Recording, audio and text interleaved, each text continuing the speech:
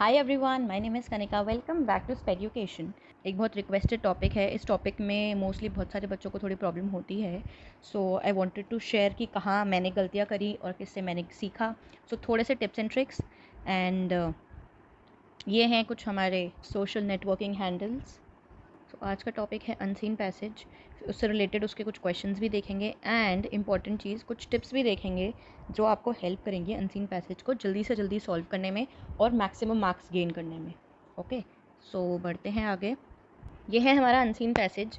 सो पहली चीज़ जो आपको ध्यान रखनी है वो ये है कि आपको पहले पैसेज नहीं पढ़ना, आपको पहले जो गिवन क्वेश्चंस हैं वो पढ़ने हैं।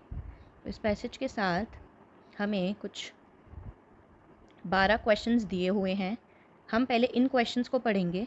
उससे क्या होगा, आपके माइंड में रह जाएंगे कुछ इंपॉर्टेंट वर्ड्स। ठीक है, आपके माइंड में रह जाएगा कि ओके ये क्वेश्चंस हमसे पूछे गए हैं। तो जब आप पैसेज पढ़ेंगे तो आपको क्लिक कर जाएगा ओके इससे रिलेटेड कोई एक क्वेश्चन था, तो आप वहाँ पे अपने आंसर्स मार्क कर सकते हैं। ठीक है, तो पहली चीज़ जो ध्यान रखनी है वो ये है कि पहले आपको पैसेज नहीं पढ़ना, पहले क्वेश्चंस पढ़ने हैं। इसे हम बॉटम अप अप्रोच भी बोलते हैं। ठीक है, नीचे से ऊपर।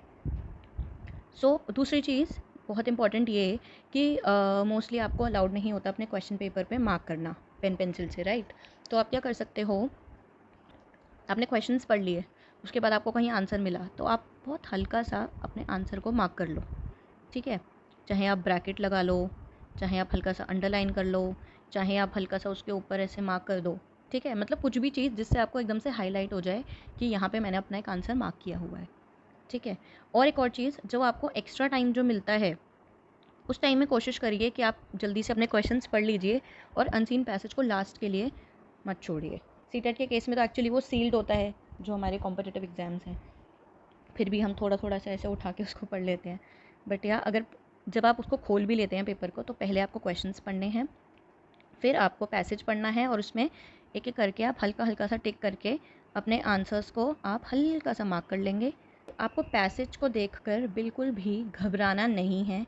ठीक है, क्योंकि पैसेज आपको जितना भी बड़ा दे दे, क्वेश्चन उसमें से वही 5, 10, 12 क्वेश्चन ही पूछ सकता है। ठीक है, तो आपको घबराना नहीं है, बिकॉज हमें इसको पूरे को याद नहीं करना, तो ऐसे टेंशन वाली कोई बात नहीं है। ठीक है, तो कॉन्फिडेंस बिल्कुल नहीं लूज़ करना है। जब आप क्वेश्चन पढ़ोगे और उसके बाद जब आप पैसेज पे जाओगे तो आपको ईजिली आंसर मिल जाएगा, कुछ बहुत डिफिकल्ट नहीं होता। ठीक है, जैसे कि अगर हम फर्स्ट क्वेश्चन की बात करें, according to the passage democracy can not be sustained in a country without. Democracy कहाँ सस्टेन नहीं कर सकती। ठीक है, तो अगर हम इसके आंसर की बात करें तो इसका आंसर फर्स्ट पैराग्राफ में ही है। इसका answer, the world has come to the view that democracy is essential for full human development and only education and skill development can make this possible. ठीक है, तो डेमोक्रेसी किसकी वजह से हो सकती है, इसका आंसर आपको मिल गया है जो हमारा पहला क्वेश्चन था। ठीक है, तो इसका आंसर आपको मिल गया, एजुकेशन और स्किल डेवलपमेंट से डेमोक्रेसी सस्टेन करेगी, उसके बिना सस्टेन नहीं कर पाएगी। आपको पैसेज के अकॉर्डिंग करना है, अपनी जनरल नॉलेज के अकॉर्डिंग आंसर नहीं करना। ठीक है, तो एक और ये पॉइंट है कि जो प्रीवियस नॉलेज है उसको आपको थोड़ा सा साइड रखना है।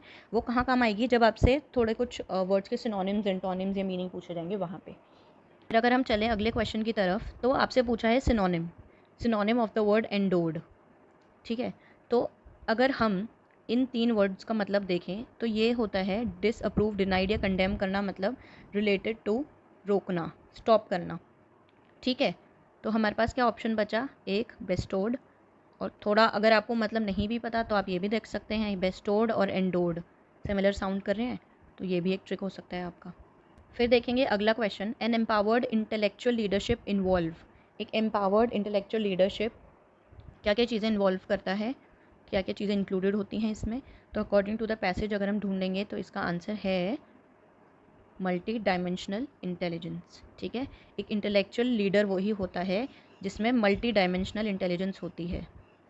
सिर्फ किसी एक तरह की इंटेलिजेंस नहीं होगी, बहुत सारी अलग अलग इंटेलिजेंसेस होंगी।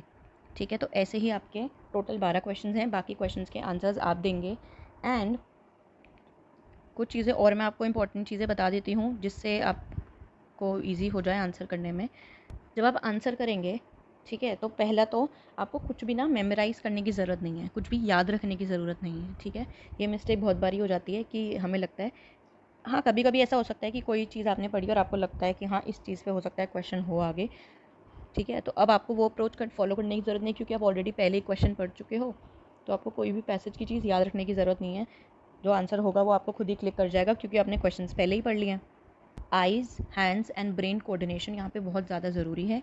चीज़ों को देखना है, जहाँ आपको आंसर मिल गया आप हल्का सा मार्क कर लो, बस उतनी चीज़ को आपको याद रखना है। एक्स्ट्रा कहीं पे फोकस करने की ज़रूरत नहीं है, और इतना कुछ डिफ़िकल्ट नहीं है। थोड़ा सा ट्राई कीजिए, अगर आप रीडिंग स्पीड अपनी बढ़ाइए, जो आप रेगुलर बढ़ा सकते हैं। ये तो मतलब पता ही होगा सबको, हाँ ठीक है, ये तो सबने बताया हुआ है कि तो रीडिंग करनी चाहिए, बुक्स, पेपर्स, ठीक है। पर वैसे भी नहीं होता तो एटलीस्ट हम लोग आजकल फ़ोन में तो लगे ही रहते हैं, ठीक है। तो कहीं कहीं थोड़ा सा टाइम निकाल के 5-10 मिनट निकाल के कहीं कोई न्यूज़ आर्टिकल पढ़ लिया, अपने इंटरेस्ट की कोई भी चीज़ आपने रीड कर ली, तो उससे भी आपकी रीडिंग पे फ़र्क पड़ेगा, ठीक है। हिंदी और इंग्लिश दोनों के लिए आप ये कर सकते हैं, जिससे आपकी रीडिंग स्पीड इम्प्रूव होगी एंड आपको एग्ज़ाम्स में ऑब्वियसली फिर हेल्प मिलेगी, ठीक है। तो यहाँ से फिर जब आप पैसेज पढ़ते हैं तो कोशिश रहनी चाहिए कि आप फोकस करके रहें। ये मत सोचना कि जो भी आंसर होगा ना वो पैसेज के बाहर से भी होगा, बिकॉज ऐसा नहीं होगा। जो आंसर होगा आपको वो पैसेज में मिल जाएगा। थोड़ी सी रीडिंग स्पीड इम्प्रूव करना है, वो तो थोड़ा रोज़ का काम होगा, वो हम यहाँ पे वैसे चैनल पे अब धीरे धीरे करते रहेंगे। थोड़ी सी प्रैक्टिस, थोड़ा फोकस, कॉन्फिडेंस बिल्कुल नहीं लूज़ करना है, ठीक है। थोड़ा प्रीवियस ईयर के भी अगर आप क्वेश्चन सॉल्व करेंगे तो उससे भी आपको थोड़ा सा आइडिया मिल जाता है एंड आपका कॉन्फिडेंस बिल्डअप हो जाता है बेसिकली, और कुछ भी नहीं होता। तो क्योंकि पैसेज जो है मोस्टली रिपीट नहीं होते, तो आप जो भी अनसीन पैसेज आपके क्वेश्चन में आएगा वो 99% अनसीन ही होगा, जो आपने पहले कभी नहीं पढ़ा होगा, ठीक है। तो उसको करने का कॉन्फिडेंस तब आएगा जब आपने पहले से थोड़े और 8-10 पैसेज कभी देखे होंगे अपने एग्ज़ाम से पहले, तो आप उस पर्टिकुलर पैसेज को देख के फिर आप घबराएंगे नहीं। तो बस यही कुछ इंपॉर्टेंट चीज़ें थी एंड अब आप ये सॉल्व करना। और बहुत इंपॉर्टेंट चीज़ है यहाँ पे टाइम का, क्योंकि हम एक पैसेज में अपना सारा टाइम नहीं दे सकते। तो ठीक है, ये पैसेज आपके लिए PDF शेयर कर दूँगी मैं टेलीग्राम पर। ये क्वेश्चंस आपके पास हैं, अभी मैं इसमें सारे क्वेश्चंस के आंसर्स मार्क नहीं करूँगी।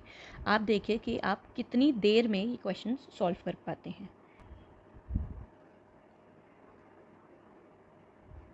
एक एक करके इन सारे क्वेश्चंस के आंसर्स आपको देने हैं कमेंट बॉक्स में, और टाइम ज़रूर मेंशन करना कि जो बाकी बचे हुए 9 क्वेश्चंस हैं इनके आंसर्स आपने कितनी देर में करे पैसेज से ढूंढ के, ठीक है। सो बस आज का सेशन यहीं पे ख़त्म करते हैं एंड आई होप आपको हेल्प मिली होगी कुछ ना कुछ।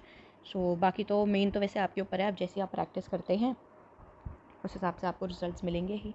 सो yeah all the very best and I will see you in the next session. Bye.